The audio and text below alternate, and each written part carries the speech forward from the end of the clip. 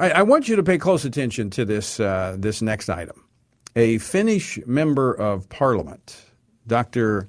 Pavi Rosaninen, had previously served as the Minister of Interior and the head of the Christian Democratic Party, and she is facing 3 criminal charges for hate speech. Now, her crime is citing scriptures that disapproved of homosexuality. The 3 hate speech charges, each of which carry a prison sentence of 2 years, stem from comments made in a 2004 pamphlet, also a 2018 TV show, and most recently in a tweet directed at her church leadership that was going soft on biblical teaching. The pamphlet, and in the tweet, it was actually a picture of Scripture, and she tweeted it out challenging the leadership of the church. Now, the pamphlet, very similar, it just articulates historic Christian teaching on human sexuality, and it was published by the Luther Foundation Finland. The publication's editor-in-chief, who is bishop-elect of the Evangelical Lutheran Mission Diocese of Finland, also faces a charge for his role with the pamphlet. This is quite disturbing. Now, Finland's not a huge country, about 5.5 million people, and the main church, mostly Protestant, is the Evangelical Lutheran Church, and about 67% of the people in Finland are connected with, associated with, have membership in the Lutheran Church of Finland, the Evangelical Lutheran Church of Finland. But here's the kicker. I was looking through some of this. Only about 2% of the members actually attend church on a weekly basis. Average is they attend twice a year. So there's actually been a schism within the church leadership trying to be culturally relevant, has gone soft on biblical teaching as it pertains to human sexuality. Well, that's not setting well with those who believe Scripture. And so there are those that are using the leverage of some of these hate crime laws to go after those who are speaking out. And we're going to be joined here momentarily by Paul Coleman, who is the executive director of ADF International. He's handling this case for Alliance Defending Freedom there in Finland. So we're trying to get connected with him, and we'll be bringing him on to talk about this case. We need to watch these things because all right, I think we've got him now. So we got Paul Coleman. So I'm going to bring Paul in. Paul, just laid out the kind of the basis of this case, these pending charges for hate crimes against. Actually, we have 2 individuals here. We have the bishop-elect of the Lutheran Mission. So just go ahead and give us the status on what's happening there. Yeah, thank you. Thank you very much for inviting me on. So Pavi Rosanen is a member of the Finnish Parliament, experienced politician, been a member of the Parliament for over 25 years, served as a government minister. She faces 3 criminal charges for so-called hate speech for various things that she has written and spoken about over the last almost 20 years on the topic of marriage and sexuality. And then one of the booklets that she wrote for a church foundation in 2004 has now been dug up, uncovered, and the publisher of that booklet, along with Pavi Rosanen, is now facing criminal charges as well. Now, Paul, this pamphlet that was written, what was the purpose of that? So it was, Pavi Rosanen is not only a member of Parliament, she's also a medical doctor, and she is very active in her church. Her husband is a pastor within that church denomination, and she was asked to write a booklet explaining the biblical position of marriage, of sexuality from a biblical perspective, and also some of the challenges that were taking place within Finnish society in 2004 on all of those issues. And so it was written for members of her church, her congregation, to help them think through these issues from a biblical perspective. So this was, I mean, she's writing this for her church. This is to educate Christians on what the Bible has to say about the issue of human sexuality. And so you have the prosecutor general that has initiated multiple, actually 4, if I'm not mistaken, 4 investigations into this.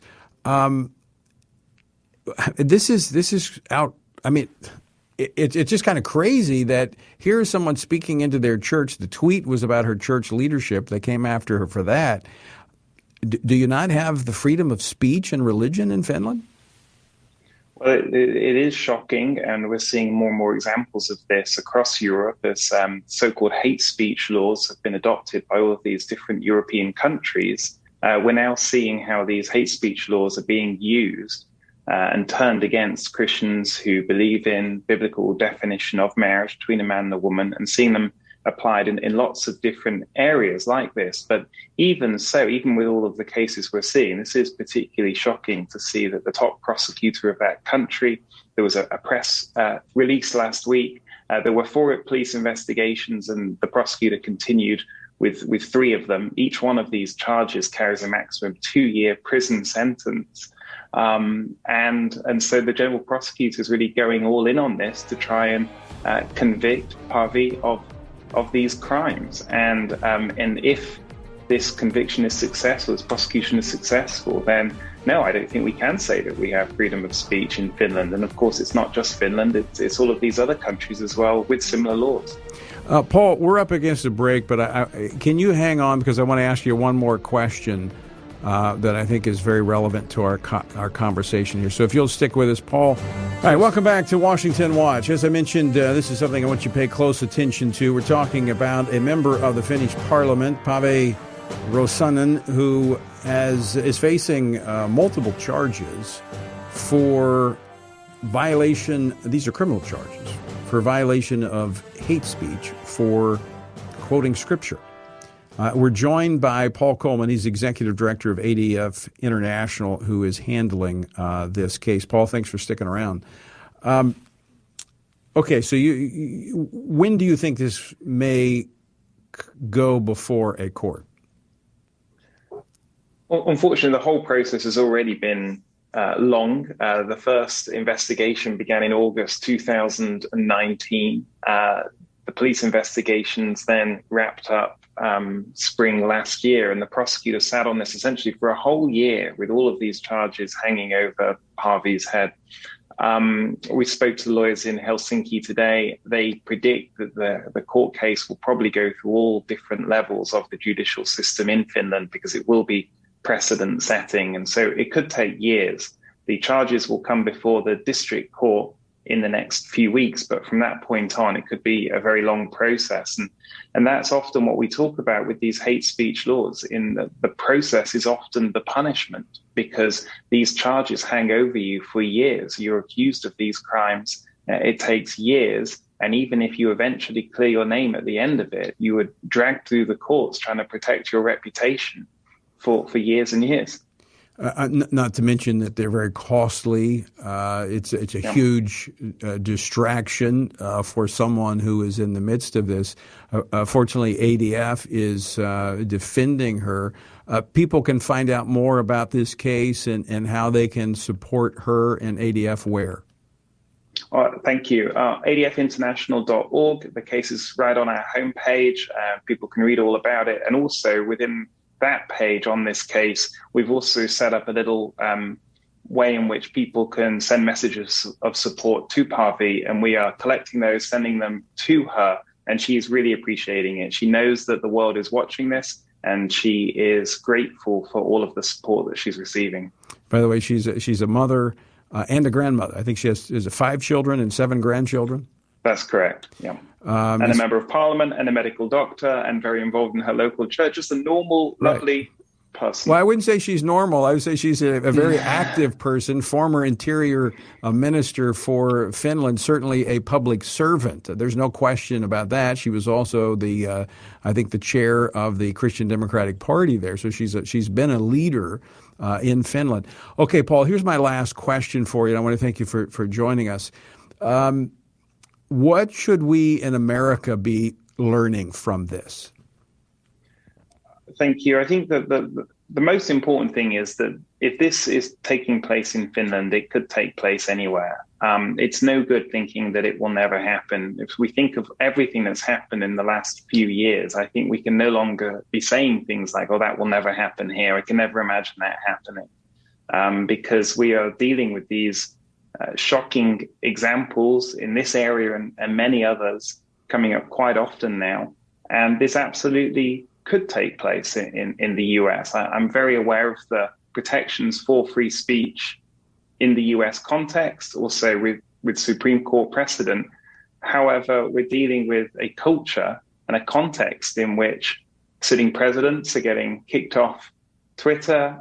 The cancel culture that we're all reading about and talking about is going full steam ahead. And so what would it take for something like this to unfold in other jurisdictions? I think not very much. And so this is a warning sign to all of us to protect and defend the liberties that we hold dear within our own legal context. Absolutely. One final question. I do have to ask you another question because the Finnish church, the Evangelical Lutheran Church, which is the largest Protestant denomination there, how vocal have they been in support of Paavi? Well, this is one of the sad things about this, and we see this in a lot of other cases, is not supportive. So there are many Christians in Finland who are supporting her, her own church, and as I say, her husband is a pastor. So she has plenty of support within the Christian community, but a lot of the institutionalized churches have not been vocal in their support of her. And so that is, as we often see, one of the very challenging aspects to these cases. And that, I think, is essential. When you lose the sight of biblical truth, the church loses its influence in the culture. And that's one thing I pray in America, that the church will stand firm on biblical truth, and we will preserve not only our religious freedom, but our freedom of speech as well. Paul Coleman, thanks so much for joining us. Appreciate it. Thank you.